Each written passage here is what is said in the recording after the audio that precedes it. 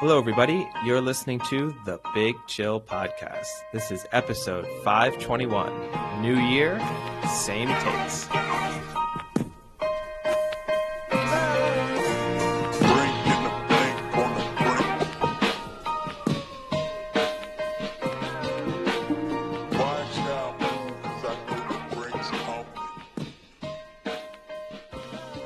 Hello, Big Chillians, and welcome back to the first 2023 edition of the Big Chill Podcast. I'm Frank, joined as always with Eddie.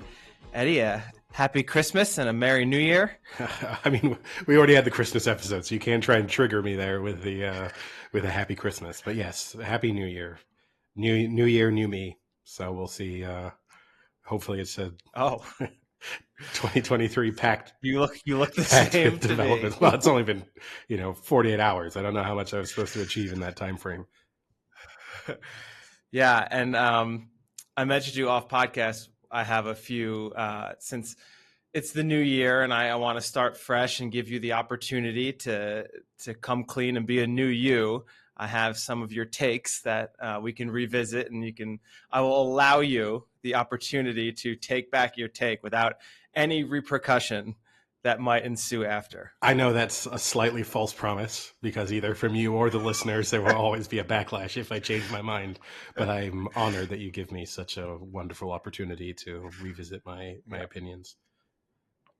Yeah. So where would you like to start? I mean, I guess, unfortunately, the main talking point right now, the NFL, is what happened last night now we're recording on Tuesday. So the Monday night game with Damar Hamlin going into sudden cardiac arrest on the field.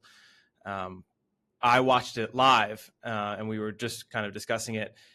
As soon as it happened, I instantly thought of Christian Eriksen. I mean, just the way he fell and the way of how he was like fine and then all of a sudden wasn't fine. It just instantly triggered it that it was the same thing and it wasn't a concussion or that he had gone unconscious. That as soon as it happened, I kind of texted my parents and said I think he literally just went into cardiac arrest. I think he's dead on the field, which is what same thing happened to Eriksen, where his heart literally stops and they had to bring him back with the. I don't know if they used the defib here. It hasn't come out yet. They said they did CPR for about 15 minutes, but I would assume you have to use the defib to get it back. For most times, it's easiest. So we'll see. Yeah, but I mean, either way, it seems like right now he's in critical condition. The other thing too, I feel like that's kind of strange here is they're not releasing as much information as when Eriksen. I mean, with Eriksen, they were kind of almost giving like live updates. I even remember during the match, they're kind of saying, so now this has happened, this has progressed, but it's a lot quieter here, which is not, I don't think, a good sign. And maybe that's why, but he's still in critical condition. And last night they said that they had put him under to put a breathing tube in, and that his vitals were back to normal, I think is the latest update. In terms of the updates, I think it's a very different scenario, right? Like that was in the context of an international tournament. And I think not providing updates to people while the tournament had to continue would have put people in an uncomfortable position. And so there was almost an obligation to a certain extent on the part of the Danish FA and UEFA as a whole, almost to let people know what's going on. I guess the NFL, to a certain degree, benefits from the fact that there's this pause now where there's not necessarily a need to update people on an hour-by-hour or day-by-day basis. Obviously, the thing hanging over all of this is the fact that this game has to be rescheduled. So it was obviously postponed yesterday as a result of this. Insider talk seems to be indicating that it needs to be played. It has to be rescheduled within the next 48 hours is sort of what the NFL is saying.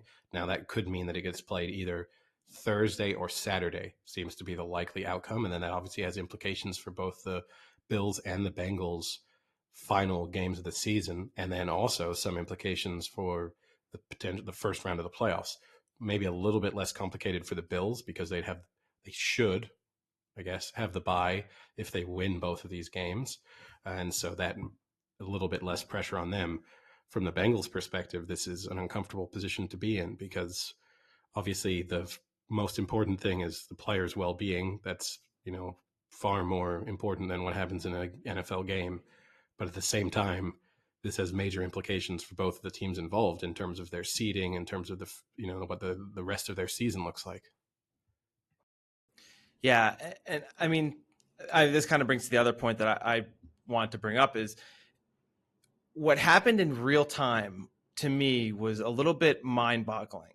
And like, I get the NFL is important and there's lots of money there, but at the end of the day, like, there was a player dead on the field who at least now I think we has should been stop. Just, I know what you mean by dead on the field, and I know technically he's dead, or we believe technically he was dead. I don't know if I like necessarily referring to someone being dead on the field because he's. I know what you're saying. Like, okay, so if the trainers weren't there, he doesn't survive. I know. I just think it's a. There are a lot of instances that if the right thing doesn't happen at the right time, he does. All right, let's put it this way: he was in a life-threatening cardiac injury. arrest. Is that I fair think enough? just say cardiac arrest. I think that's fine. But Okay. I find it a little bit like provocative in a sense to be like, there's a player dead on the field. You know, if you see what I mean. Regardless of that, I guess when that happened, the fact that they were still thinking about doing like a 10-minute break and then coming back to play, to me, is just crazy. I mean, I couldn't imagine in my work scenario where, one, I don't interact very much with people, and two, I don't particularly like many of the people I work with. Not that I dislike them, but you know what I mean? Like, I don't have relationships with them. And if that had happened, I'd be pretty messed up if I saw one of my colleagues just drop to the floor and then get resuscitated and have to be, rushed to a hospital. But the fact is, like, with sports, they're a lot closer than just colleagues. I mean, these are people that spend 12 hours a day with each other. They are very close. And for that to happen, and then for them to say, like, hey, listen, let's just go back out there and play a sport where, like, we need to be angry and at the same time, like, focused and hit people at max speeds. Like, there's no way that was going to happen. And the fact that the NFL kept delaying it instead of just saying, like, oh man, I'm watching live footage here, Josh Allen is crying on the bench, like, this ain't going to happen, let's end this. Like, they pulled it out for over an hour before they made a decision. That to me was crazy. Yeah, yes and no. Because I think the difficult thing is when you're not sure entirely what the severity of the situation is, I think we've had a number of examples. I guess Christian Eriksen not being the most extreme, because there have been players who've actually died. But, if you want to take the Christian Eriksen example, but then there's been, Sergio Aguero had heart palpitations and kind of dropped to the ground during a Barcelona match. The match continued. He went to hospital. His career was over. But in the end, it was not severe enough in that moment to postpone it. You had JJ Watt, right, who this season had heart palpitations over the course of a practice, and was in a really sort of seemingly serious situation. I think I never want to be too critical of people in the moment of, like, forcing them to make a decision one way or the other, because I can understand you obviously want to err on the side of caution. You don't want them to instantly restart the game saying, hey, we presume he's going to be okay now.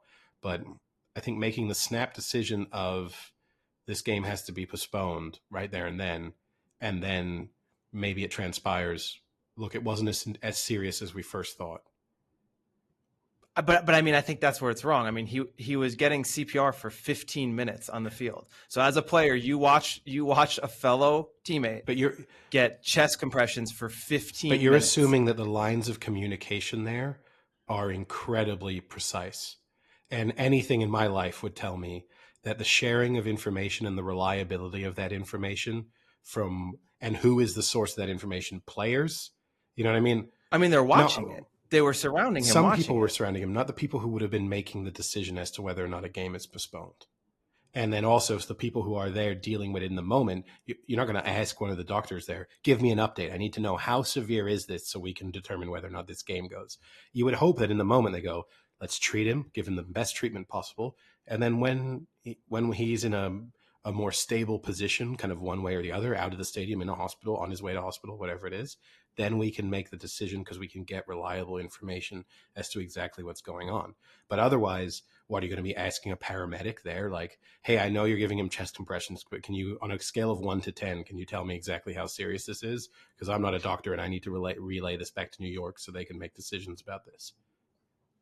So maybe not watching it live didn't get the same impact, but so when he leaves in the ambulance, it's over an hour before they make that decision. But it was the same with to postpone the game. Same with Christian Eriksen.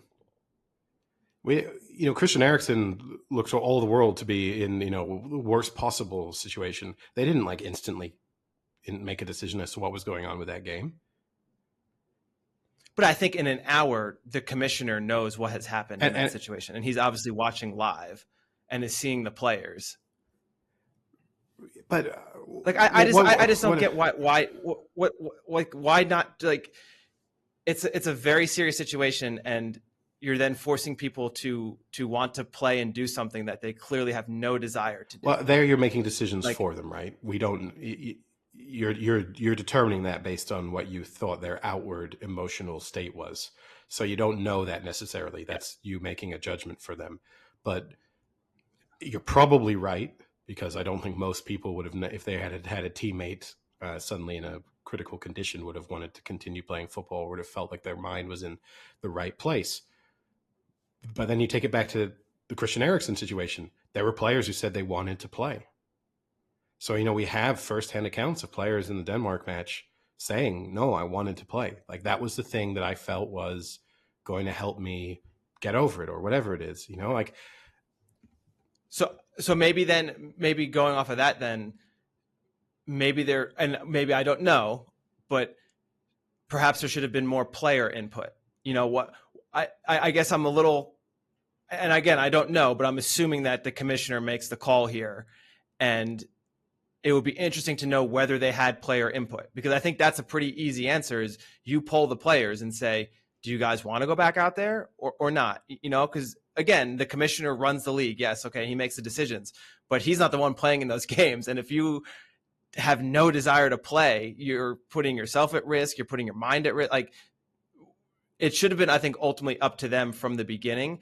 And what it looked like, again, I don't know, but what it looked like is a majority of those players, once that happened, were done. Okay, but I don't like the speculation, and I don't like the speculation to be critical of other people in a complicated situation. For all we know, because we don't know either way, they asked the players, and they did some, and that's not going to take 30 seconds to gather 53 players together. What are you doing? Are you doing a majority? Are you doing X percentage? Just think about the logistics that go into how do we determine what the tipping point is on whether or not these players are saying no. If Josh Allen says he doesn't want to play, but every other Bills player says he wants to, what do we do? Is that fair to the Bills? If all the Bengals say they want to play, but 10 Bills players don't want to play, how do we do that? So if you think about it, when you have all of these moving parts, to make a decision in 10, 20, 30 minutes, it's pretty complicated. An hour and a half? I think that sounds about right to me. To be perfectly honest, I think that sounds. I think watching that in real time, I think the commissioner watching that in real time should have just made the decision right away. I mean, maybe. So with that, I mean, I guess that leaves the playoff situation slightly unresolved, but not too much, because I guess both of those teams have already clinched a playoff spot, and at this point would just be battling for seeding. Whereas there are other teams now going into Week 18 after I think, pretty shocking, not shocking maybe, but didn't play to script Week 17. There was a few upsets that kind of have left the door open for other teams, most notably the Packers winning. Although they were favorites. The Patriots winning. They were both I mean, you're saying upsets. Both of those teams went into those games as favorites. We both disagreed. Both under 500. Yeah, but we both disagreed as to whether or not those teams should be favorites. As it turned out, they were right to be favorites because they both won fairly. No, but I mean, like, what do you want to say? People were wrong to make the Packers favorites. They won that game in a complete canter. Like the Packers. Okay, the Patriots ended up playing a third string quarterback and still almost lost. Yeah, but in the end, they won. If I'm an AFC team, I'm hoping the Patriots make the playoffs because I think they are trash. I mean, they're not particularly good, but then I don't know necessarily. I mean, I don't think the teams at the bottom of the AFC standings are particularly good either, if you see what I mean. Like, if you tell me, would I rather play New England or Pittsburgh? I'd probably rather play Pittsburgh, I think. Well, it would be the Patriots win and they're in. If the Patriots lose and the Dolphins win, they're in. If the Patriots and the Dolphins lose, and the Steelers win, then the Steelers are in. I know. I would not want to play that. I'm just telling for listeners. If not, I'm not.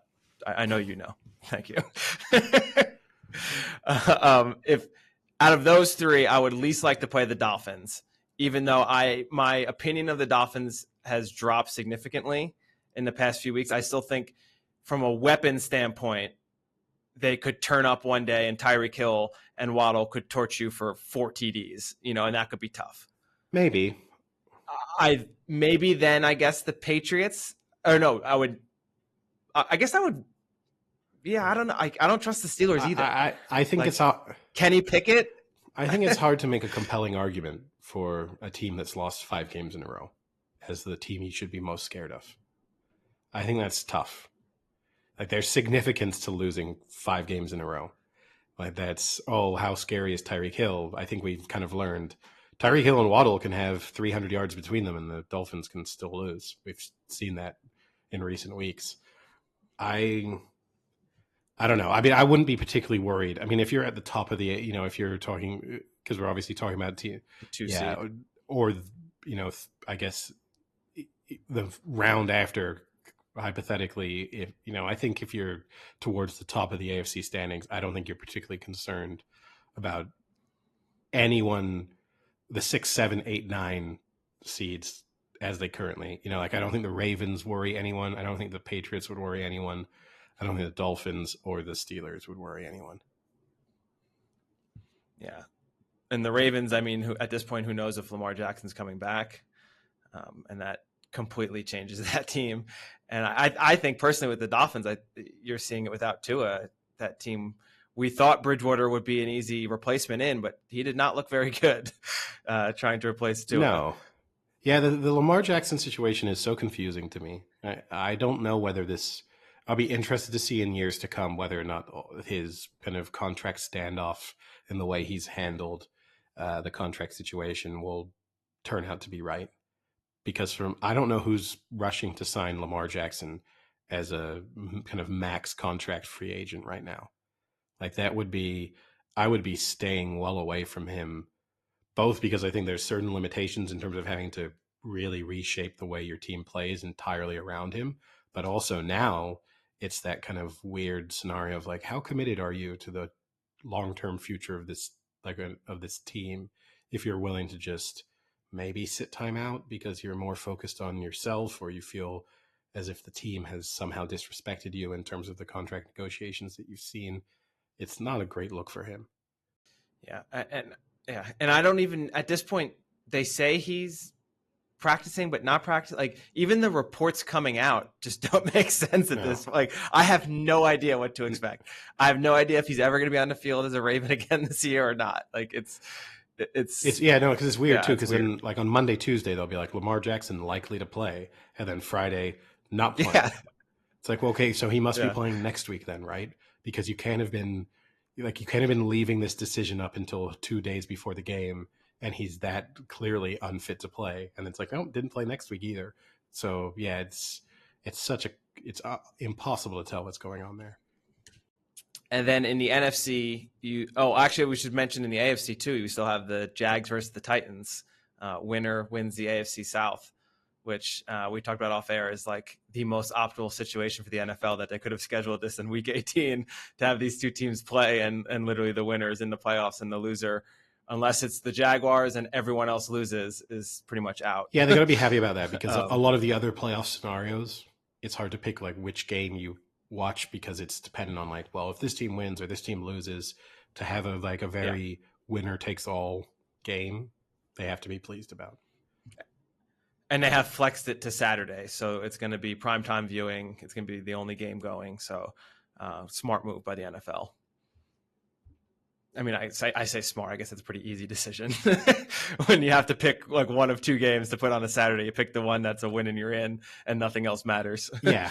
And also, it kind of goes back to the conversation we had a couple of weeks ago. It's going to make a lot of people pay really close attention to a Titans-Jags game that even with the playoff kind of place at stakes, I think a lot of people would just ignore it on a Sunday. I certainly would, even with everything that's up. What about on a Saturday? No, on a Saturday, that's the point. I would watch the full thing. But on a Sunday, if there were, other games going on at the same time, it probably gets lost in the shuffle a little bit. And then the NFC, the last wild card is still open, and that is Packers win and they're in against the Lions. And then I think after that it would be the Seahawks. If the Packers lost and the Seahawks won, they would be in. And if the Lions beat the Packers and the Seahawks lose, then the Lions. That is correct. So they would be the third. I don't entirely understand it. I have to admit, I don't understand how the Seahawks are currently ahead of the Packers, and they're both playing a team from within their own division as their final. Like, I don't totally get how the Packers suddenly get an extra tiebreaker from winning. Like, if the Seahawks beat the Rams, which is also a divisional / conference game, I don't get it. Like that, I've looked at it a million times. I don't totally understand what the difference is. Well, maybe we can get the commissioner on real quick to I watched them, because I haven't looked at the tiebreaker things, so I'm just going off. I was watching I was watching and I was watching it, and they do that which I find really dull. Like they try and turn it into like as if it's a presidential race with all the oh god, not that idiot. Just comes on to talk about they had him the on. Percentage. He is so annoying. What's his name? I don't even remember. But yeah, the percentage chances. No, oh god, it's a goofy name he's got too. But he was explaining it. He was like, right now you currently see the Seahawks in 7th, but their percentage chance of making the playoffs is actually lower than the Packers. So like the Packers are 60-something% and Seattle's like 18% or something like that. And he was like, and it is because if Green Bay beat the Lions with that extra conference win, they then go ahead of Seattle on the tiebreaker. I was like, but Seattle also is playing a team within their own conference. So like, how does this work? But I don't know. Yeah. How do they... Steve Kornacki. Is that who it was? Like, how do they not already have the tiebreaker if they're going to somehow gain the tiebreaker? I don't know. I'm sure we got listeners very frustrating who understand it. I don't. And then I guess the other notable games that happened were the Giants pretty much thromped the Indianapolis Colts on their way to clinching playoffs for the first time since 2016. So a nice long drought ended there. And a good Daniel Jones performance. He's writing his own check, riding into the playoffs. And then I guess the other notable games, the Chiefs holding on against Denver to potentially still get the first seed. The Eagles losing to the Saints to potentially lose their first seed, which was a pretty big upset. And then the Bucs beating the Panthers to once again be in the playoffs. Tom Brady has not been in the playoffs in a very, very long time, and that streak continues. You mean has not missed out on the playoffs? Has not been in the playoffs. Yeah. Yeah, I mean, we expected the Bucs to get the job done, and in the end they did. The Eagles, I mean, we mentioned the Vikings loss from the Packers' perspective, but a meaningful loss for the Vikings as well, because they've now lost the 2 seed, which is obviously significant in terms of home playoff games that they could have. And then, the Niners now have a chance of catching the Eagles to get the 1 seed, which, and I guess the Vikings technically do as well, although I don't know how that tiebreaker works. But the Niners... No, the Vikings cannot get the 1 seed anymore. So the Niners definitely can. That would have seemed improbable 6 or 7 weeks ago. Like, I mean, that's... Yeah. And I don't know how this then impacts the Jalen Hurts MVP candidacy, because we spoke about it, We can talk about that later. Maybe that's one of your takes. No, well, okay, that will be a quick one then.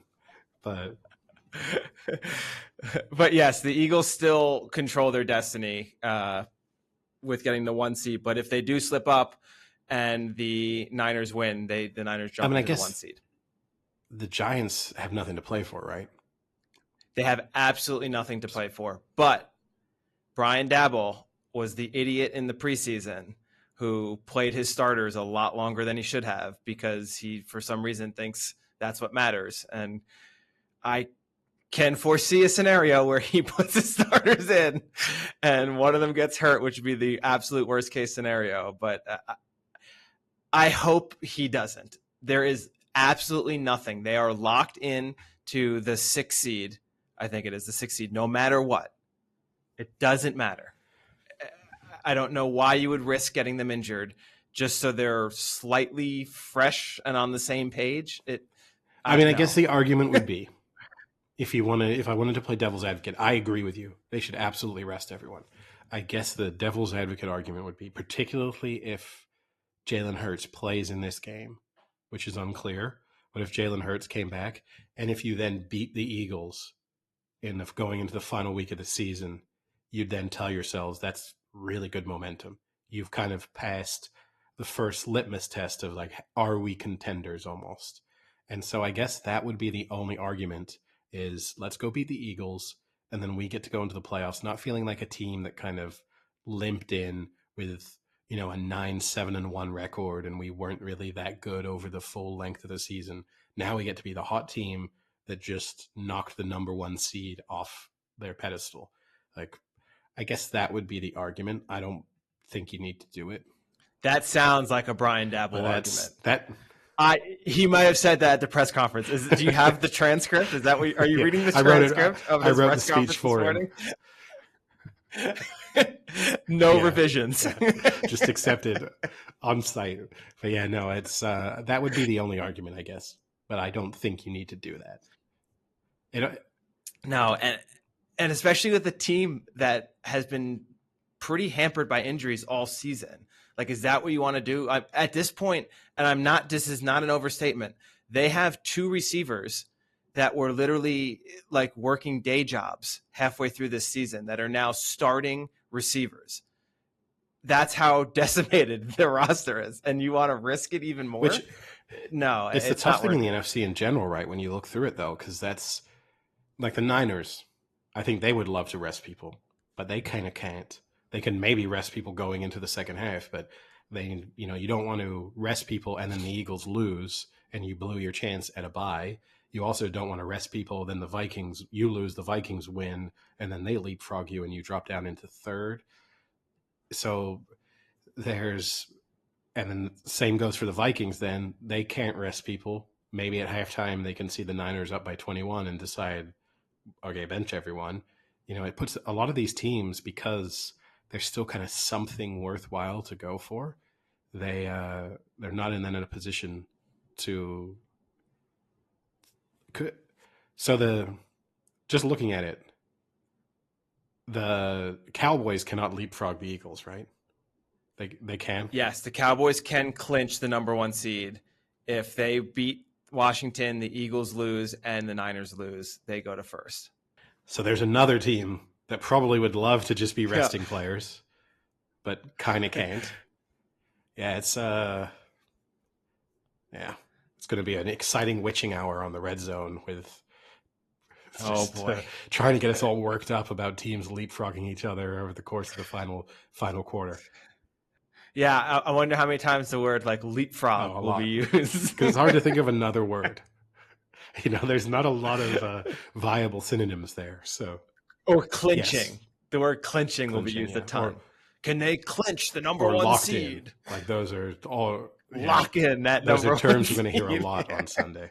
That is a Scott Hansen term. Locked in. We are set for 5 hours of commercial-free football. Anything else from the week of NFL? I don't think so. I think we pretty much covered it. Yeah. For the most part. I mean, I guess I'll just, as a Niners Nation update, I'll say not the most impressive performance from the Niners. I was watching it on my phone. I wasn't blown away by the defensive performance, although they came up with key turnovers at key moments. But yeah, it wasn't the most spectacular performance of the season. Yeah. I would be worried about the defense if that were more than one game. But I think in the NFL we've seen this year, blips just happen, right? And sometimes games don't go to plan. But overall, the last 4 or 5 weeks, their defense has been very strong against good offenses. So you can't just say now, should we be worried about the Niners D because they had one bad performance? No, like I'm still confident in that defense. Yeah, and I still think even from that game, you saw two key things. One is the ability to get turnovers, which is obviously so important. The other, they also got some red zone stops. And I think teams go into games against them knowing like having first and goal from the 5 is not just a gimme 7 points. Like you're going to have to work for those yards, which isn't the case against every team. And I think that's a good situation to be in where you have a kind of intimidation factor of like, okay, you've only got 8 yards to go. We're going to make you work pretty hard for those 8 yards though. And you might find yourself like fourth and goal from the 4 having to make a difficult decision. Now, speaking of watching the Niners game on my phone, do we want to interrupt the sports talk for a slightly non-sporty conversation from that day, or should I save that for the end of the podcast? We can do it now, but can you not call it a sporty conversation? We aren't the Spice Girls. Is this a poshy conversation? If only we were the Spice Girls. So on New Year's Day, I was lucky enough to be invited to a friend of the podcast, Vasilis's, one of his family's restaurants. I would say more than a friend of the podcast. He is a crowd favorite of the podcast. We're about to please a lot of listeners. It's been a while since we've had a Vasilis story, so it's good to kick off the new year with a new story. Not necessarily similar to some of the stories in the past, but it's very nice of him to invite us. The food was amazing. Like everything was free. You just turned up. No free plugs. The Michelin star food that you're getting presented with. It's just, you could have as much as you wanted. There was a ton of food. Like it was excellent. Really nice experience. Now, I just want to, before you start your story, I have one question. So does this mean that everyone who is like involved in the restaurant gets together and is having this nice New Year's Day dinner, except the cooks who are forced to get back there and cook endless amounts of food for everyone? No, so like the owner, the owners, the only people there who work there are like the owners and basically Vasilis and a couple other of his family members. Everyone else, staff members, they're just not there. And so you're mostly serving yourself. So it's kind of an interesting experience because there is a chef there. And I think another one, like they'd been preparing the food for a whole day, but like while you were there was still one there kind of doing some finishing stuff. You would just go into their kitchen and then he would just put a plate together for you, which is kind of a unique experience, obviously, in a Michelin store. That's awesome. You get to ring the bell. So, like that was kind of nice. You tell him what he wants, he plates it for you, and then you could just go back in as often as you wanted to, basically. And it was really, really good. When Vasilis told me, I said, like, well, what should I bring? Obviously, you don't really need me to bring food or wine.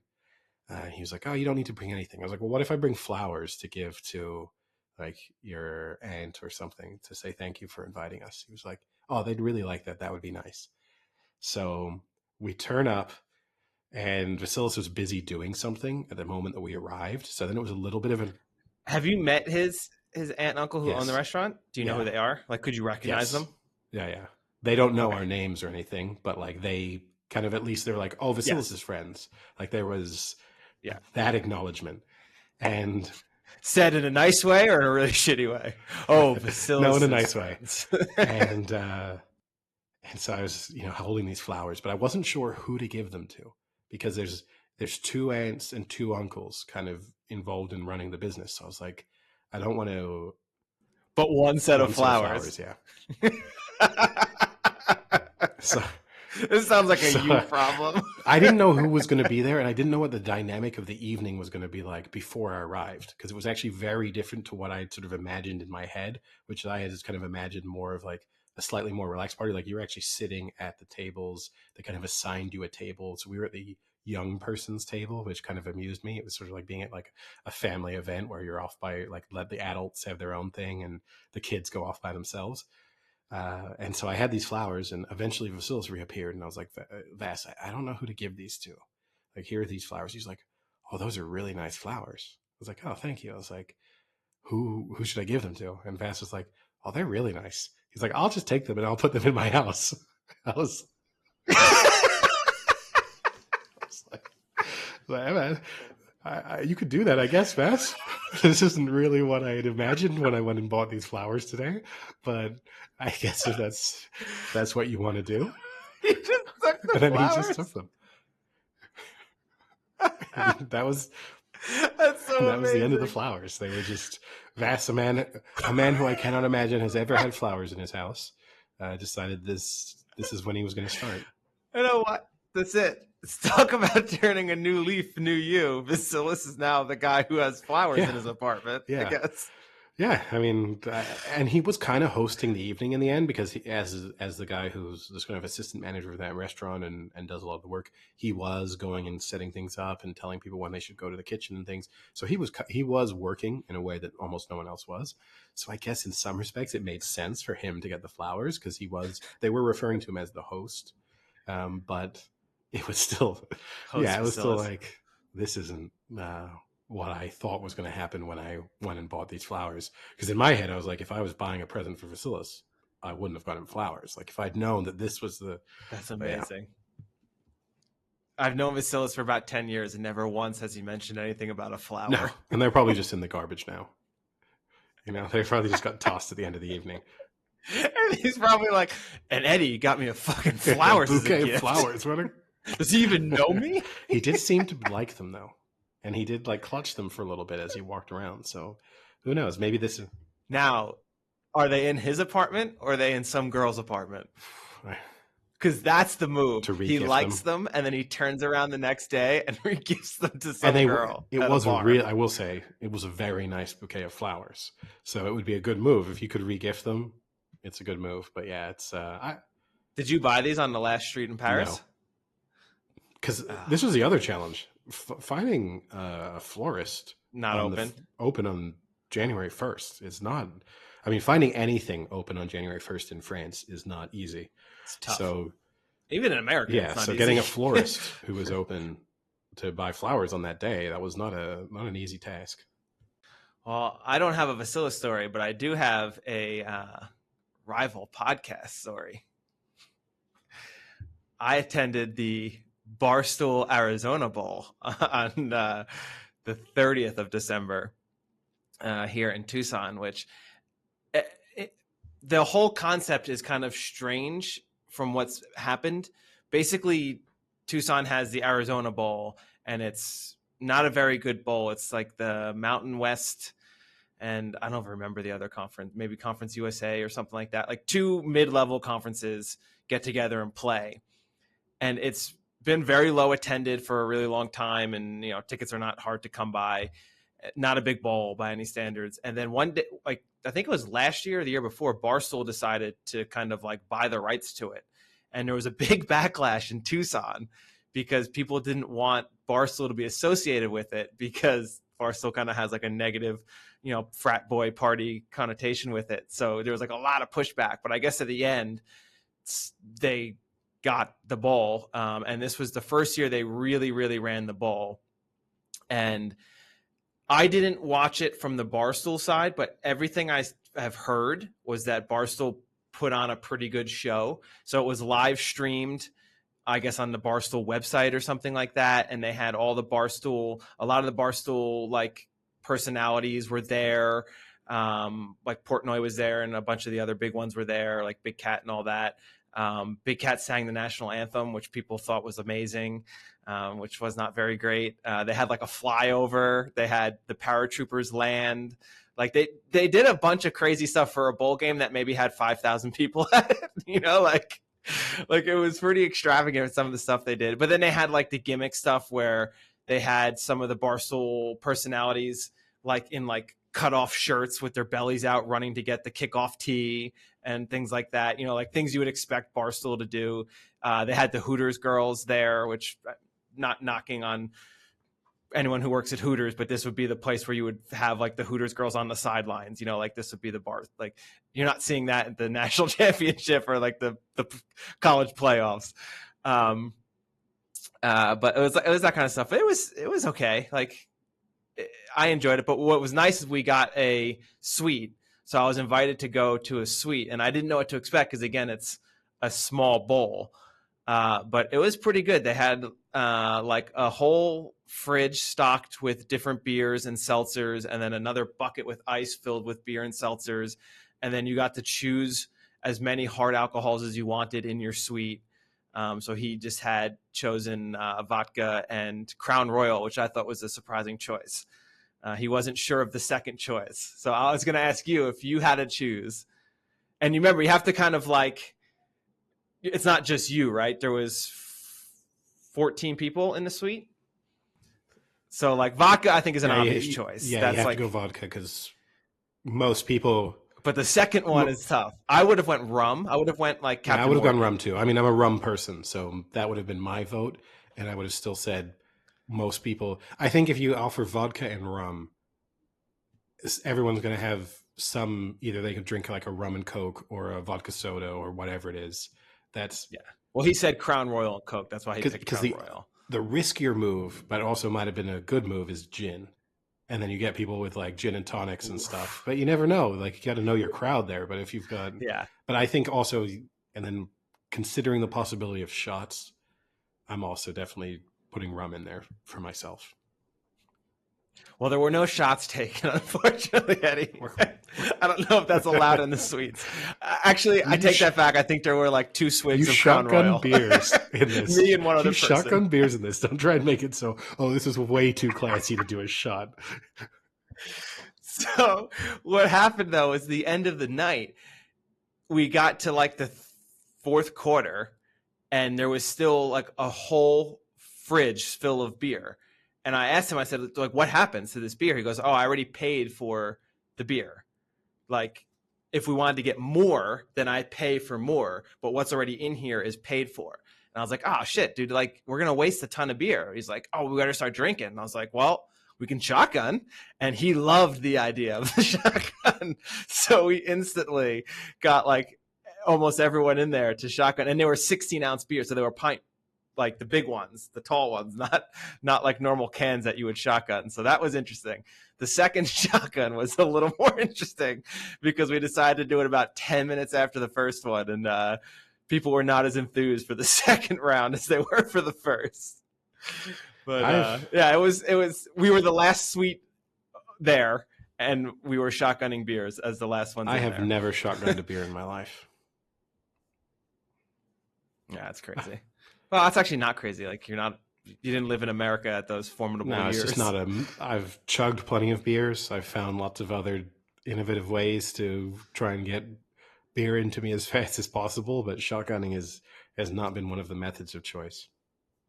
But I did watch that game on TV, although it didn't have any of the, obviously from the kind of foreign feed, it didn't have any of the Barstool associated like coverage elements. But at least you got lucky. You got a kind of exciting finish, even if the game itself maybe wasn't the most thrilling over the course of the 4 quarters. Yeah, I mean, I couldn't name one player on the field for either of those teams, but yeah, it was a field goal as time expired, and then an overtime win. So it was fun to watch. It was cool. And then a few of the people in the suite had like somehow gotten all access passes. I don't know. I think they like another suite gave them to them because they were leaving, and they went up and got to meet like Portnoy and all of them because they were just on the level above us. And then they got to go down the field and meet like the commentators, the Barstool commentators on the field. So it was pretty cool. They were sending us like videos and pictures and like FaceTiming with us as they were like on the field talking to the other people.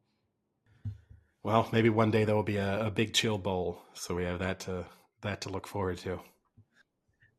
No, you can't make it sound good. It's the Big Chill Podcast Bowl. No, it would be the Big Chill Bowl, and we would have our own. No, because then we'll get sued by the Big Chill. At the point we have a bowl game to ourselves, they can try and sue us. At that point, we're way bigger than either the movie from the 80s or the like franchise bars in London. Bill Simmons loves the Big Chill. He might sue us. Bring it on, Bill. But yeah, we would be, and look, how great would it be to have a big frozen bowl as the trophy? Big frozen bowl. Because it's got to be like the trophy itself would be a frozen bowl, the Big Chill bowl. So it would be a chilled bowl. Do you see what I'm? But what's in the bowl? I mean, that's up to you. People can drink out of it. It could be Gatorade. Okay. I'm slightly on board with that idea. I like the gimmicky pun aspect of the trophy. Now, before we get on to reviewing my takes of 2022 or whatever it is you'd like me to do, I guess worth just this probably will segue into some of the reviewing of those takes, but I guess worth mentioning in the Premier League, a weekend where a couple of teams slipped up. We obviously at the last episode spoke about the Premier League being back and all of the big teams kind of picking up the results that they would have wanted in the first set of games. This time around, City drew with Everton, a result that was pretty surprising. Arsenal had another impressive victory against Brighton. They won 4-2. And then Chelsea also slipped up, which could have significance. Well, and Newcastle slipped up as well, I suppose. Significance when it comes to the race for the top four. But yeah, the gap, grows by an extra 2 points. It starts to look that little bit bigger between Arsenal and City. Surprising, once City took the lead, you just expect them at that moment in time that it's going to be plain sailing. And for them to draw 1-1, admittedly, the Damar Gray goal that was scored against them was a great goal, and Everton didn't do much else. But frustrating night for City, and this will now be an interesting week. Arsenal play Newcastle tonight, and Chelsea play City on Thursday. If City slip up and Arsenal win, then that starts to look like a sizable gap. But if the reverse happens, a comfortable, like an impressive performance from City on Thursday, following on the heels of Arsenal, say, with a draw against Newcastle, then you start to feel like things are back sort of in control from City's perspective. Yeah, I mean, that was very optimal for Arsenal to gain another 2 up on them. And, ex-co-host of the podcast, Sam, we've been in constant communication about this. Oh, he's so cocky right now. When Arsenal went 2-0 up, I just got a ... text message from him. So he is so cocky, which as I said to him, I don't really care what the outcome of this title race is. I would, as a neutral in an ideal situation, you have something similar to last year going into the final game, both teams with something to play for. This now makes me really want to see Arsenal lose it. Just Sam texting me every match, because I don't hear from him in between them. It's not like we're talking all the time. It's like, I know I'm going to hear from him this evening. Well, I only hear from him if Arsenal are winning.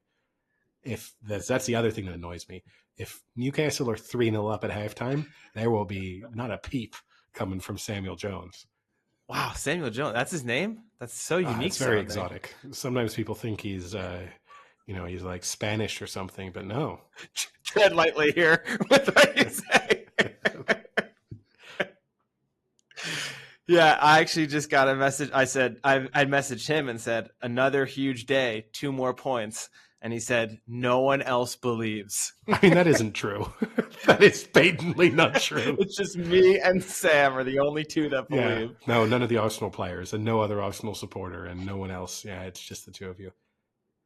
No, I think City are still favorites. The next 7 matches ultimately are going to be, and that's a long period of time, but over the course of those 7 matches, I think Arsenal play Newcastle, Spurs, United, and City in 4 of their next 7 matches, I think with City being the 7th in that run. And that's going to make or break their season, because they're going to, from those 7 matches, they need 5 wins. And they can probably afford 1 defeat. But if they come out from that run of 7 matches with 3 defeats, the lead will probably have evaporated, But the part that you say is on the other end, you are assuming City just continue to win. But as we keep seeing, they're not winning all of their matches. They have these slip-ups. And we keep saying, oh, that's one slip-up. That won't happen again. That's one slip-up. They're winning almost all of them. They're winning. No, Arsenal are winning all of them, Eddie. City are the ones that are not winning all of them. I mean, City haven't exactly slipped up a lot in the Premier League. So it's not as if this is, like a ton of slip-ups. They've both been very good and very consistent. I think I would say I think you have to do the reverse, I suppose, and look at City's next 7 matches. They have Chelsea, United, Spurs, Wolves, Spurs again, Villa easy. and Arsenal. Not easy, but, I would expect City to have 5 wins, at least, from those 7 matches. So if Arsenal lose 3 of their next 7, that lead will be small. So, you start to, the reverse is true. A lot will come down to how they do against City. Because obviously, I guess you could say they could lose 3 of them, but then beat City. And then that's, okay, that probably they take that probably right now almost. But, there's a scenario, these next 7 matches will probably make or break the title race in some respects. And I guess before we get on to your retakes, it was, we mentioned bowl season for college football, and we had the semifinals of the college football with 2 exciting games. If you hate defense, I guess.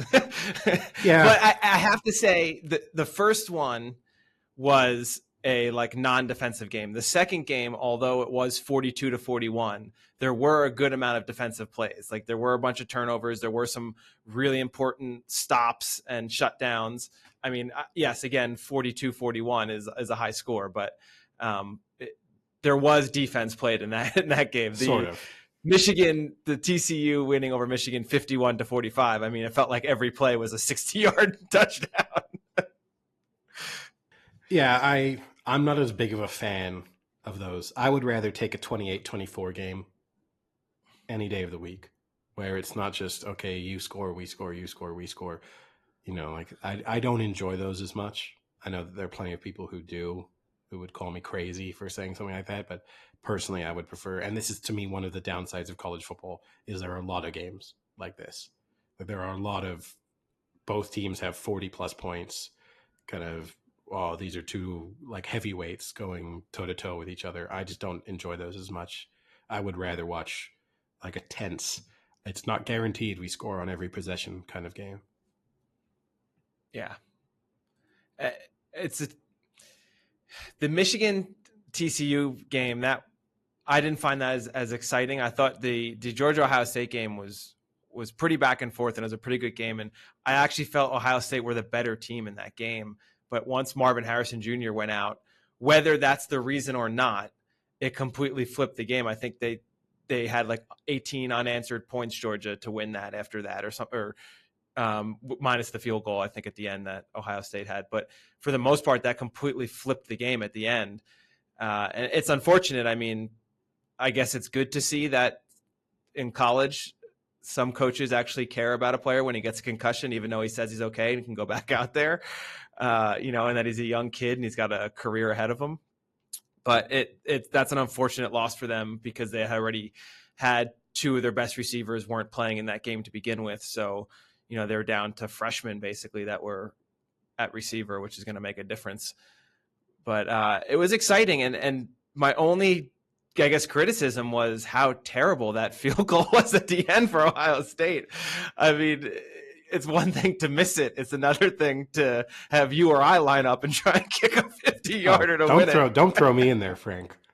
I would have knocked that thing up. Mine would have been good from 75. But no, I do agree with you. It looked like you'd pluck someone out of the crowd to attempt that game-winning field goal. That was, and he's a good kicker. That's what's crazy. Yeah, he's a pretty solid kicker. It's a super ugly attempt. I can understand missing it. There's a lot of pressure there, but to that kind of attempt just doesn't look good. Yeah, I mean, he had a 48-yarder 20 minutes before that, and he crushed that thing dead center. Yeah, so that's a shame. And I'm sure Day will look back on that and question his 2 play calls he had before that, where he just ran it and then had a terrible throw incompletion there. But so Georgia TCU. Is it time for the underdog story of the 2020s? No. We know what's going to happen. It's going to be Georgia winning by 25 points. Like this will be no. I mean, you have been a TCU hater all year, Eddie, and this is the day. Have I been really opinionated on TCU? I did. Yes, because multiple times you've been like, you can't tell me TCU are better than these teams. And I don't believe that they are. don't deserve it.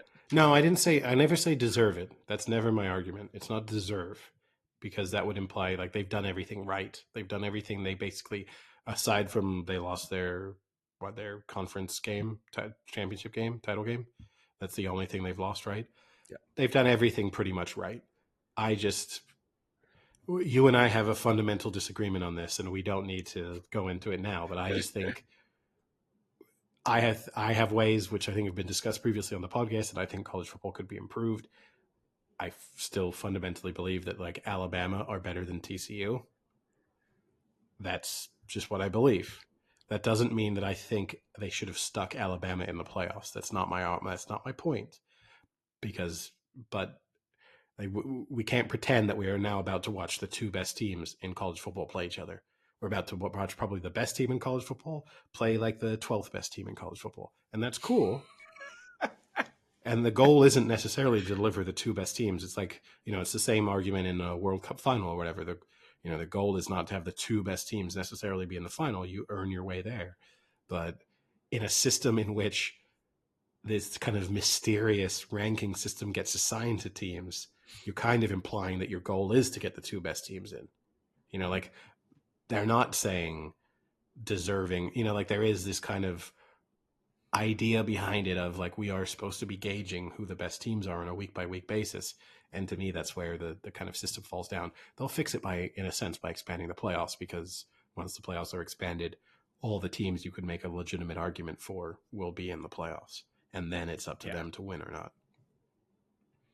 I mean, you aren't even mentioning your strongest case, which would be that TCU lost its Big 12 championship to Kansas State, who then played in a pretty big bowl game against Alabama. Yeah, I mean, and got destroyed. But I will say, I don't take anything out of bowl games now that aren't playoff bowl games, because the amount of players that don't play and things of that nature completely 100%. changes the outcome of the bowl game. But if anything, you could make the argument that I think more Alabama players sat than Kansas State players. But still, I don't like, even Penn State winning a Rose Bowl now to me means nothing.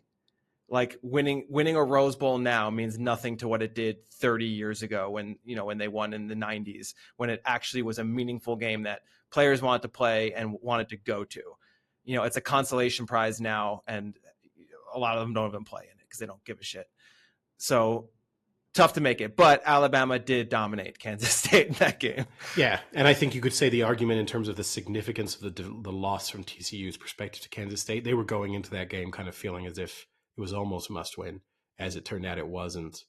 But they kind of went into that in a situation where they thought like, we need to win in order to justify our place in the top 4. So to lose that has greater significance. But anyway, it doesn't matter. We'll see what happens on next week. I think Georgia will win by 20, 25 points, but who knows? I mean, the case for TCU, they beat Michigan up pretty good. That score is closer than I think what that game felt. Like Michigan would kind of come back, and then TCU would just score, and it would be like 15. The argument would be how much of that was. I think a lot of that was. I think TCU played extremely well on offense. I think Michigan played terribly on offense. Like their 2 pick sixes were terrible pick sixes. Like those weren't great defensive play. It was just like our quarterback is just like his mind has just gone to mush, and he's just decided to throw the ball to a TCU player.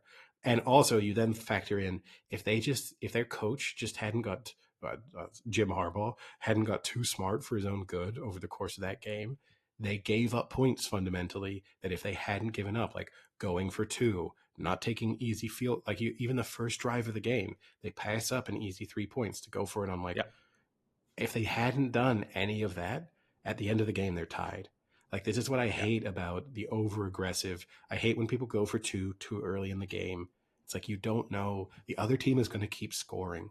So why kind of give up a point that maybe later on, I get going for two, like in the final 5, 3-4 minutes when you really know, like, we need 16 points. Like, this is our only route back in. But when it's like, well, we need 24 points, I guess we'll go for two now. It's like, I probably wouldn't. Yeah. And a lot of people are obviously going to bring up a terrible, I was going to call it VAR, but video review of the long pass that was called a touchdown on the field and then overturned and put on the one, which then Michigan fumbled the next play. Tough to say that decided the game when they scored about another combined 75 points after that, as we always say. But it did change. It definitely changed going into halftime what your, like what the plan was coming out of halftime. That definitely changed it. I don't think it ultimately decided the game, but that still, to me, is one of the worst calls I've ever seen on a video replay when they still have never shown a replay that showed the angle that he did not get in. The only views you see are the ball over the line. And I get it's not straight down the line, so you don't know for sure. But at the same time, if it's called a touchdown, you need a view that clearly shows it wasn't. And there wasn't even close to one. Like, I don't understand how that was over. That was one of the worst calls I've ever seen in a video replay. I don't know. In a replay, that's the issue, right? If, like, on the field, if you made that call, I get it. But when you're going to replay and you're going to tell me you've seen a view that changes that opinion and they have yet to show that view ever, I kind of disagree with you on the call. I felt like he looked short in terms of, but I also, even if I think he didn't, I've seen worse calls from like the video replay. But looking on a replay? Okay, what was the game last week with the fumble return? Oh, that was the worst one. I mean, like, that was the Arkansas fumble. Yeah, that will go down. I think is the worst. But at the end of the day, that game was fixed or tried to be fixed by the officials. So I get why they called it there, right? Because they made multiple calls in that game. That was clearly they were going against Arkansas. I can think of an example from the past week that's worse. So I'm sure if you gave me a little bit more time, I'd be able to come up with like 4 or 5 just from this season alone. Yeah, I guess that's the difference when you watch the NFL and then you watch college. The refs, it's a clear drop-off. I mean, there are a lot of bad calls in college, even at this high of a bowl game level. There were a huge amount of just bad spots, bad calls, not knowing like the timing situations. The inconsistencies on spots sometimes, it's amazing. Like, you'll see someone run out of bounds and then they'll be marked like 4 yards off where they clearly went out. Like, you're just like, what are you? Yep. And the teams don't seem to object in any way. Like, I'm not expecting them to kind of stop the game, but you don't even get a player trying to indicate like, no, it was like 3 yards further forward. There's just oh, well. And that's the other argument with that play, because he makes the interception and then they throw the deep ball for the touchdown that's called back. On the interception, he intercepts it at the 45 and they spotted it at the 50 and no one objected. Yeah. And like, when you think about it, 5 yards in, he's in the end zone. I don't know if that actually happens, but like, that's a terrible spot. Like 5 yards on an interception where he just falls, he caught it and fell. Like, that's an easy spot. Yeah, that's crazy. All right, I guess the time has arrived. Come at me with my supposed bad takes, or the takes you think I might want to reassess. So I have 47 bad takes. That's less than one per week. That's not bad. We do 2 episodes a week. You're saying I only have a bad take in like 40% of episodes. Okay, I'll start with this one to warm you up. We had heard for several months about how Trey Lance was the answer for the 49ers. And it now appears that Brock Purdy could be the answer for the 49ers. Who are you riding with next season? It kind of matters what happens in the playoffs, right? Does it? Yeah, for sure. If they lose in the first round of the playoffs, then this was a fun experience with Brock Purdy. I think Brock Purdy looks really good. Like, I'm not going to, I think he's had a dramatically significant impact on their offense in terms of how involved Kittle is again. Like, Kittle went from, being one of the most dominant tight ends in the league to kind of being a non-factor, to just being involved as like a run blocker basically, to now he's involved again.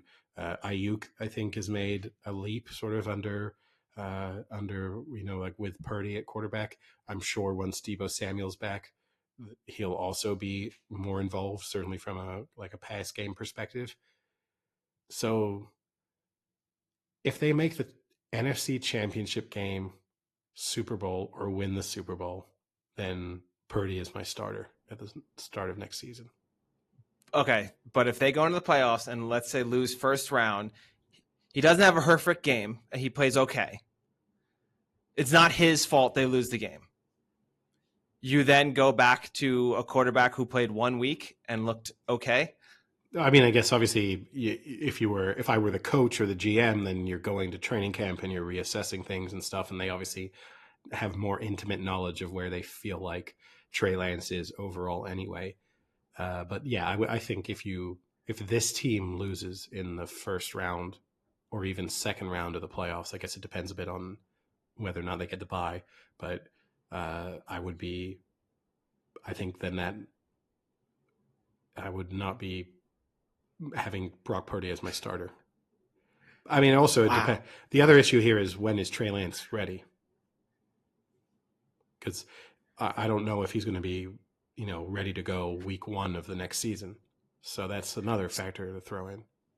So is a good move then, if you want to ride with Lance after the season, you try and trade Purdy away for some nice draft picks? No way. No, because you've got a guy who... So you'll bench him, but you won't get rid of him. Yeah, for sure. Because now you've got a guy who obviously fits into the system, who, if there was an injury again, super cap friendly contract. Why would you trade him away? And then you're going to end up spending more money on a backup who you maybe like doesn't know the system as well. To me, some people will try and spin it as a negative. Like, this is an ideal scenario for the 49ers. Like, they're in a position with 2 rookie contract quarterbacks. Yeah. Who maybe they're happy with both, like that's, and it gives them. Go back to the Florida system, two QBs in a game. I'm not saying that, but I mean, for example, now, like, when you do get to the moment in time to renegotiate Trey Lance's contract, this really changes it, right? Because now you don't want to be, too hard on him, but you're like, look, you had a bad injury over the course of your rookie contract. And we're going to be taking a risk on you maybe and kind of getting you. We've got Brock Purdy here, who we can also give a pretty team-friendly contract to as well. You're from a 49ers perspective, this is great. But the focus is on winning, right? So that's going to determine how successful it is. Let's stay in the NFL, and we can even bring Brock Purdy into this conversation. Who would you rather have as your starter, Brock Purdy or Trevor Lawrence? If I threw out their collegiate careers, Brock Purdy. Like, if I'm just taking it on the basis of what have I seen from them in the NFL so far, it's Brock Purdy. But also make sure you throw out the fact that the Niners have a amazing run game. Yeah. They used to have a guy named Deebo Samuel, was his name? Oh, Deebo. Yeah, Deebo Samuel and George Kittle. Yeah.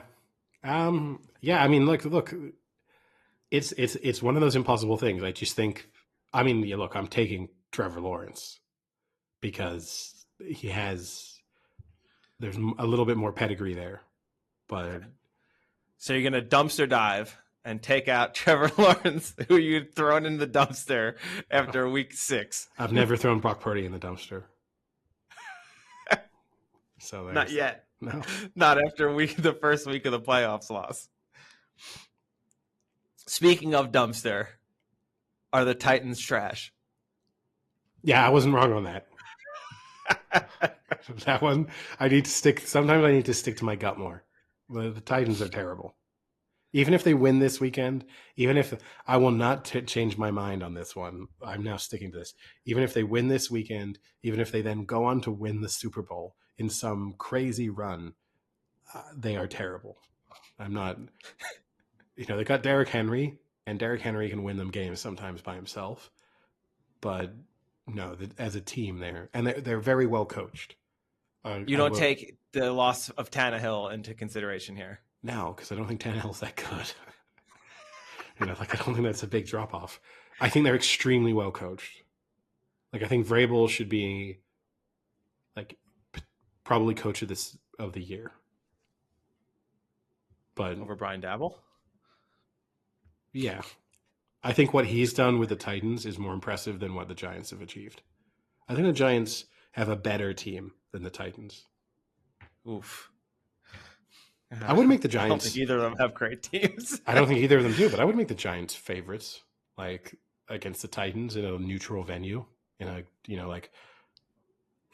would make them favorites. Speaking of trash, we'll keep on that dumpster argument. Cincinnati Bengals, are they trash? No. No, they're good. They're not that good, though. Can you cut that no out for me so I could use that in future podcasts? No. But they're not that good. But yeah, they're not trash. I would be concerned that their offense is so reliant on having one particular wide receiver be healthy. Their drop off to... They got Boyd. They got Higgins. No, but come on. It basically comes down to they're a team where you're like, is this player starting? Otherwise, stay away. That's not a good sign for a team.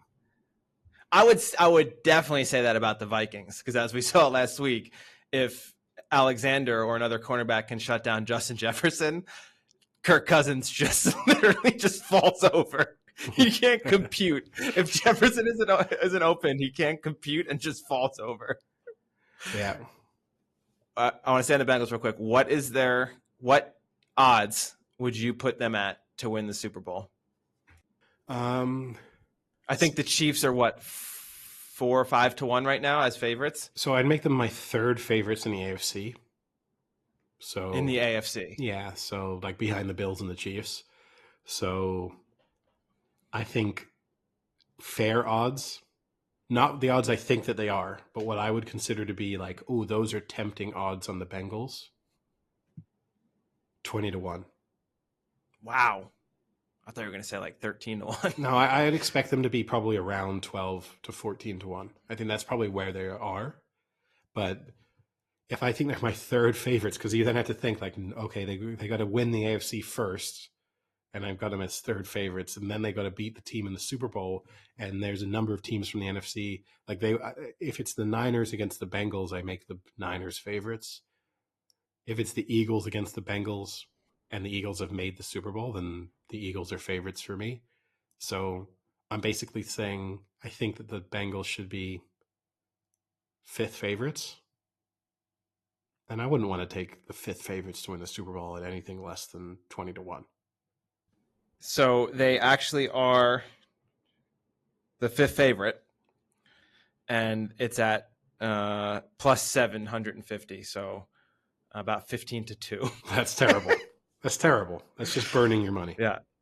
The Bills are 7 to 2.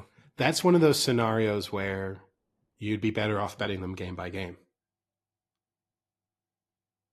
If you just put your same stake on them, just money line through the playoffs, through the 4 games they're going to have to play, because they're going to be underdogs.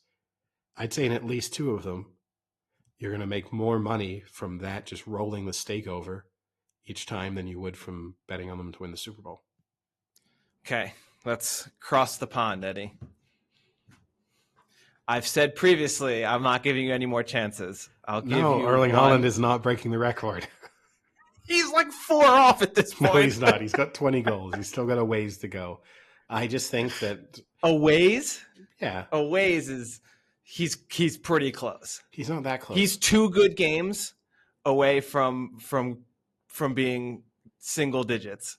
Okay, well how you could call that's a really weird way to frame it. I think the thing The only thing that I think would make me more tempted to change my mind on this is the more I think the title race is going to go down to the wire. Because my argument for why I don't think he's going to break the record was that once Champions League football came back, I thought he would play less in the Premier League. But if City stay, right, 6-7 points behind Arsenal, or even, don't manage to pull clear, then that increases obviously the role that Haaland will play in those Premier League matches. So that's the thing that's making me reconsider it more than his goal scoring form is. Because my argument he's got 21. No, 20. Not 20. 21. You sure? Was this 20? Yeah. He scored another one in the last match. Yeah, I thought that was his 20th though. That was 21. And he's only played in 15 of the matches. Yeah, but he's already sitting out matches. Yeah, but but whatever all those past performance is not an indicator of future. Past results are not an indication of future performance. Like we can throw the. Are you having a stroke? Throw those disclaimers in. But I think that I stand by. I always thought he would break the record at some point. You're treating it as if I never thought Erling Haaland would be a flop. There were plenty of people. No, I'm not saying that. No, I know, but I'm not saying that. We obviously have new listeners and who won't have heard. I thought when Erling Haaland came to the Premier League, he was going to be a goal machine, that he was going to put City over the edge in terms of being unstoppable in the Premier League and in Europe. Because there are plenty of people who are like, oh, Erling Haaland won't be able to score goals in the Premier League. They were idiots. They've already been proven wrong. My argument is I thought he would miss matches this season and so wouldn't break the record, but at some point over his career would. He's odds on to break the record at this point. I'm not denying what the current situation is. God, that's the easiest money you could make. But all it takes is, a little injury or something to happen, who knows? Look at Gabriel Jesus, he's out for 7, 8, 9 matches. If that happened to Haaland, that would be record gone. Yeah, but Gabriel Jesus is what, 5'7"? Well, that doesn't have to do with anything with Haaland's a machine. He's a fucking Terminator. All right, give me another take. Okay.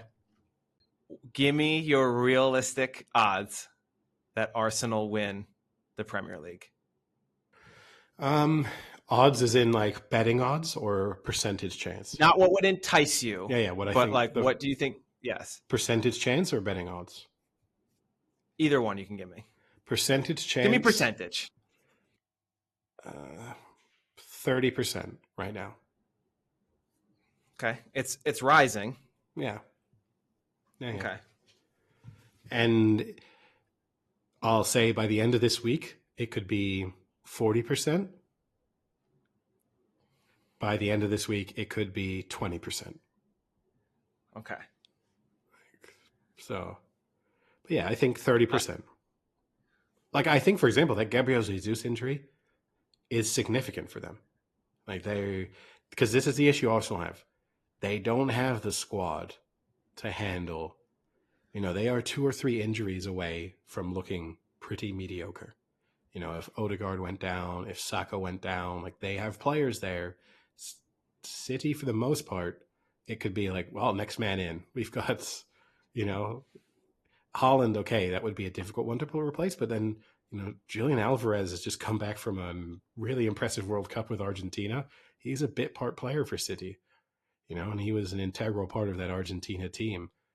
If they had to suddenly fall back on Alvarez, they have to change the way they play because he's not the same style of player, but I think that they would be nearly as good. Arsenal, it's a more complicated equation. Could you withstand 10 rounds in the ring with Floyd Mayweather? Yes.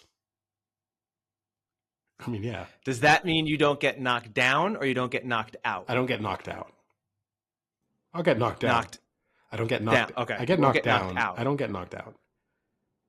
And even, I mean, can I withstand? I think I knock him out within 10, so.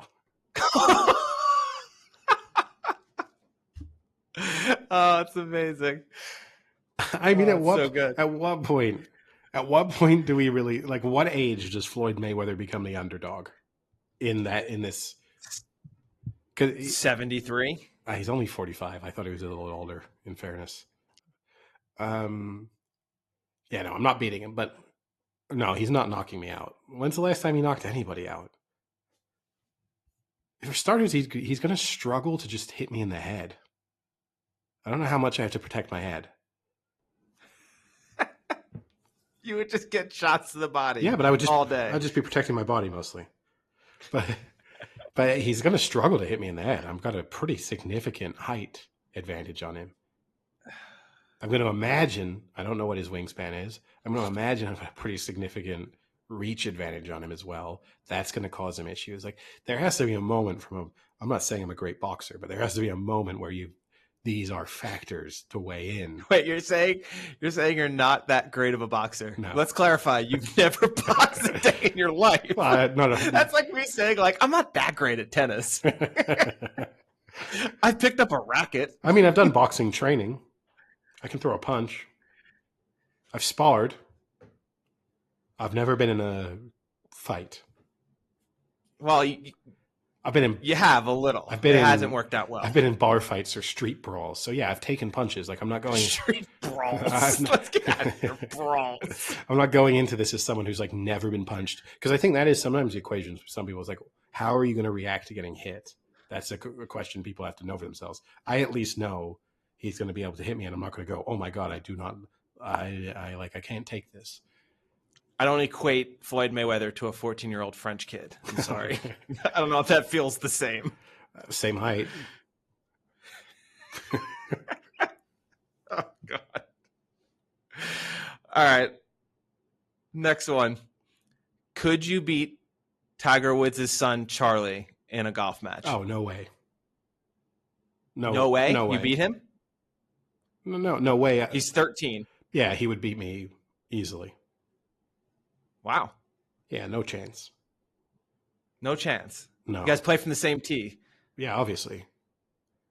Yeah, no chance. Well, not obviously, because I think if he were to play on any tournament, he would play from a different tee.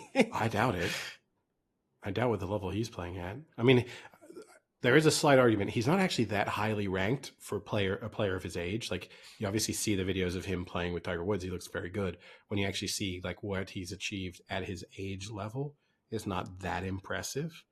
But still, I mean, for starters, in golf, I mean, he's playing golf every day. I have no chance against like any. Let me throw this out. Let me twist it a little bit. Who do you have a better chance of beating? Charlie Woods or Tiger Woods? Tiger Woods, because he's more likely to have like a breakdown. You know what I mean? Like, his back just goes, like a physical breakdown? No, not mental. Or like a mental. He just goes crazy and like hits you in the face with the club. All of a sudden, who do I beat in 10 rounds? Him or Floyd Mayweather? No, Tiger Woods, because he's my only chance against Tiger Woods is his back goes. And, then all of a sudden he's putting his way around. That's like the only hope I have. But I mean, the realistic assessment from a golf perspective is I have no chance, because he's playing golf every single day. And I think anyone like 15 handicap or under, I have no chance against if they're playing golf super consistently. Because just now, if you told me I get to train for 6 months to play Charlie Woods. This hypothetical 6 months training they always throw out. But if so ridiculous. But if I get to play golf, twice a day, like really go into that. Well, this is the life he's living, and you're asking me, like, can I compete against him? Could I, if I did that for 6 months? He would still start favorite, but I would give myself a chance. Right now, I give myself no chance. Maybe match play, you could make the argument I win a couple holes. But yeah, I got stroke play, absolutely no chance for sure, because I would have just a few nightmare holes, and that would be game over. Like, he's not going to quadruple bogey a hole. And even match play, I'm maybe going to sneak a couple, but I'm not going to get many. All right, last one. We know that you can kick a rugby ball out of the stadium. We won't even revisit that one. But let's put you on the field. You've decided to go back to university in America for Ohio State. You are kicking the 50-yard field goal to send Ohio State to the national championship. What percentage do you give yourself, not in a training ground, in that environment in Atlanta, no time left on the clock or 1 second left on the clock, to make that 50-yard field goal to send Ohio State to the national championship? So in this context, I've been like there. I'm not just being dropped in there now. I've been their kicker for the season. Or is this like the first kick I'm attempting? You've been dropped. You played this game. That's it. So what's my preparation? How is it? The magical 6 months? What have I given myself here? Let's start raw. This is just my first kick. Not your first kick, but like you were there in the stadium for warm-ups. You did your warm-ups. You're on the side kicking into the net. 5%. 5%. Yeah, like okay. I know I could kick the distance, but I would say there's a good chance I shank it. Now, let's say you were transplanted into the university at the beginning of the season. You practice with the team. You make your way to the starter. Yeah. In like week 5, you've made your way to the starter. Yeah. Now, what are your chances? So you've had, about your magic 6 months about. 80%. Oh my God.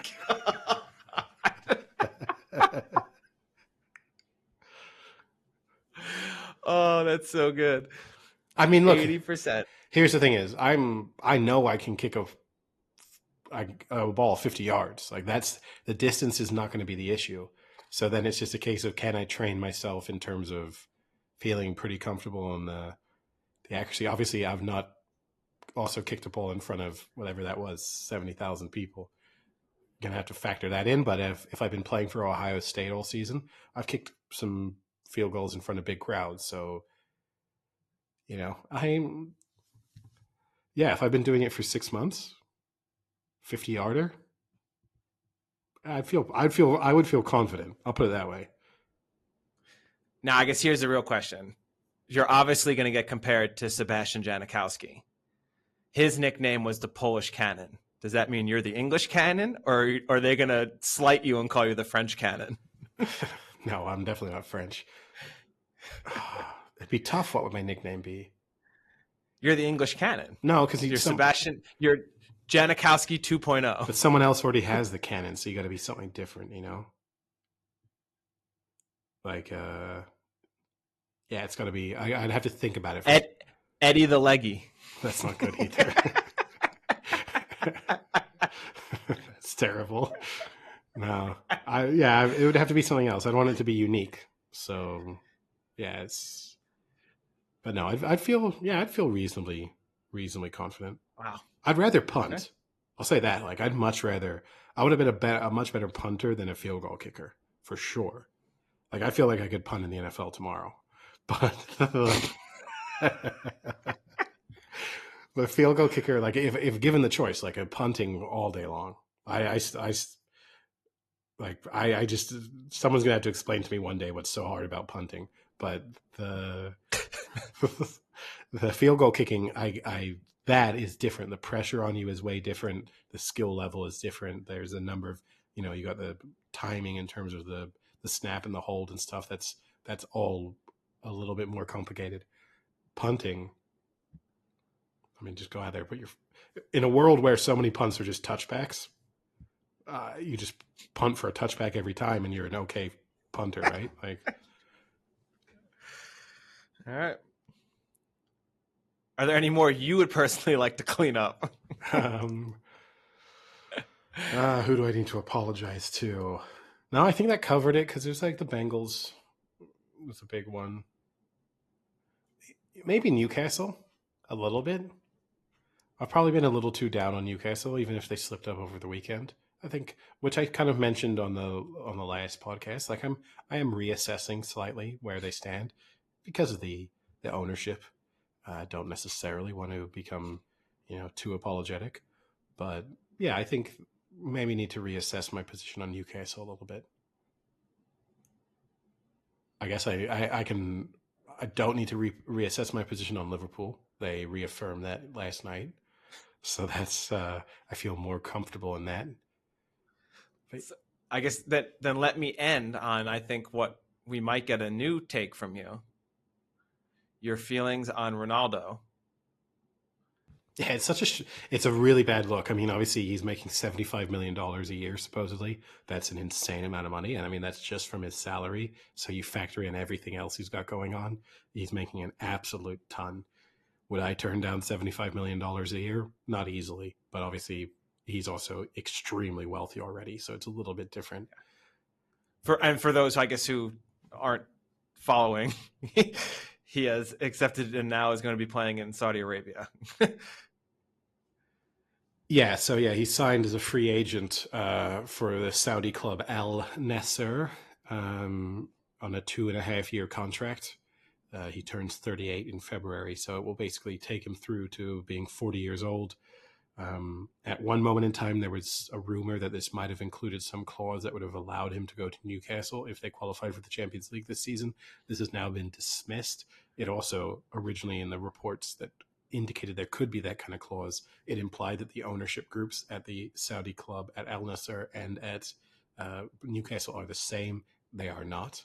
So already that's, like that kind of made the original report look a little bit less plausible.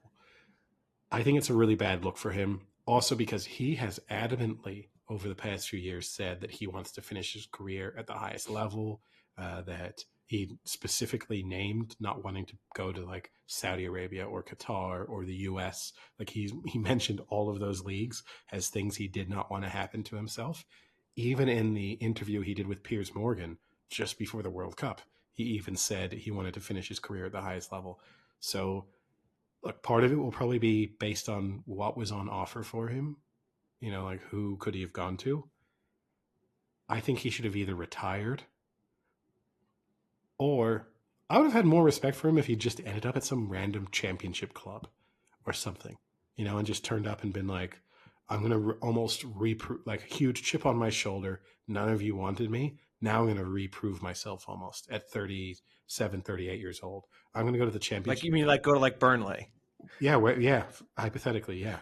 Just go and then in the second half of this season score 15 goals and maybe get promoted to the Premier. And to me, I would have had more respect out of that than now just him going. I mean, I'm probably never going to see Ronaldo play again now because I'm not going to watch a Saudi Arabian game. Like this is what a pointless end. It's just all for getting a ton of money, and he already had a ton of money. So it's a shame. And again, in the comparison of like, you now just have Messi agreeing to, re-sign with PSG at the same time. And in this debate that seemed to be quite heated and like, which camp are you in? Ronaldo, Messi. This kind of settles it, obviously, with the World Cup and then also Ronaldo going to Saudi Arabia. And the other thing that people have then done, we've given Ronaldo so much credit for maintaining his form and his fitness until 37. And then now you look at it and you're like, well, now you're done at 37, basically. That's actually not that impressive. Like, no, but you know what I mean? Like in the modern era of professional athletes, it's like I can come up with a long list of, even sticking to football itself, a long list of footballers who were competing at the highest level to 37, 38, 39. There's every year you're seeing them. So that's the thing that now it's like, how you kind of lose the other argument was like, well, you have to admire. I mean, look, Pepe was playing. He's 39. He was playing for Portugal in the World Cup. Like it's not. He's now even lost the argument of being kind of unique, like a physical specimen almost. Because who cares? Like, Yeah, and I mean, I think for me, this tarnishes his legacy a little bit in the sense that exactly what you're saying. If you are going to say that you want to be competing at the highest level, you want to be, in the mix with the biggest clubs, in the biggest leagues, things like that, and then take a money and go to Saudi Arabia, like I get, okay, you're not happy with your situation at United, you're not playing enough, it's gone to shit. But there are a lot of other clubs, even in the Premier League, that might consider taking you and give you a much better role. Again, maybe you're not a day in, day out starter on the starting 11, but there are clubs at the bottom, I think, who will be happy for a much reduced price to pay and have Ronaldo come in. If anything, just for the attendance of having Ronaldo on your club is going to help you. But at the end of the day, I still think he's good enough that he can still be a good scorer for some of the lower teams. The championship's a little tough because he's not English. I mean, I think if he were English and you obviously probably grew up somewhere where maybe you had your local club that you want to see flourish and go to them, I don't think he has any connection to maybe, the championship team. So that's a little tough. But then there are other teams in other leagues, like the Spanish league, even the French league you can go to. There are definitely clubs at the highest levels of the different domestic leagues that would be willing to take Ronaldo. But if you're going to put your price tag that high, and I get there's the argument of he thinks he knows what he's worth, but still, like, either admit to one or the other. Either you're playing because you want to make a shit ton of money still, or you want to play to prove that you're still one of the best out there and you can contribute to a team to win something. And he ultimately put all his cards on the table and showed what he is making the decision on. Yeah, he chose money. And yeah, it's a shame. Because yeah, you're right. I mean, look, he probably could have gone to Sporting Lisbon or whatever if he'd wanted to, if he was willing to, not earn a ton of money. But ultimately, two things have become clear from Ronaldo over the past 2-3 months. He has to be the center of attention on the team that he's on. So that would have also impacted his options, because he would have had a lot of clubs who would have said, yeah, we'd love to have Ronaldo as like a squad player, or as someone who we can use off the bench, as someone who can maybe help us bring through younger players and show them how to be, the best possible professional. But that's not really viable. So at least now he gets to go to Saudi Arabia and he can start whenever he wants and, take every free kick, take every penalty, do whatever it is he needs to do. And then the other thing that's clear is he wants to earn as much money as possible. So he's done that. He's the highest paid player in the world. $75 million is an incredibly large amount of money to be earning. But yeah, it tarnishes his legacy. Well, yeah. Do you have anything else? I mean, that was a pretty jam-packed sports week or two that we got to cover. Yeah, no, a good sporty week. Good poshy week. Yeah. No, nothing else really to add. I mean, we could break the news live that listeners will definitely know by now, is that the Bills-Bengals game will not be rescheduled for this week. So they are unsure what they're going to do, but it won't be played this week. I guess they could. Do you think if you're the NFL, what happens? Yeah, you're like now crossing. You're like hoping. Let's hope that the Bills lose to the Patriots, and I don't even know what in terms of the Bengals. Chiefs win. Yeah, and then we can just forget this game. Call it I don't know. What do? Do you call it a tie? Yeah, because I mean, I guess the question is even what's a fair amount of days? If they played, today is what, Tuesday? If you played them on Wednesday and then had them play again on Monday, is that a fair amount of rest? No, and this goes back to that issue that's like when the Steelers got really screwed in that COVID year where like their season got all like they played like back-to-back days. Yeah. I guess that's the other assessment. If you're the Bengals or the Bills, you'd be like, we'd rather not play 3 games in the space of 10 days versus like a worse seating position. Like if you're the Bills, you'd be like, we'd rather not have the bye, but not have to play, twice in a couple of days. And if you're the Bengals, it's like, yeah, we'll take a lower seed over, whatever. Like, but it's going to be an issue, right? Like if the Bills then get knocked out, like say they don't replay this game and then the Bills get knocked out in the first round of the playoffs, you're going to hear tons of talk about this. Like the Bills shouldn't have even been playing this game. Yeah. Yeah, I don't. Yeah, it's tough. We'll have to see what happens. All right. Well, with that, I think we call it an episode, and maybe we'll have some more information in the next podcast. Yep. All right. Talk to you later. See you.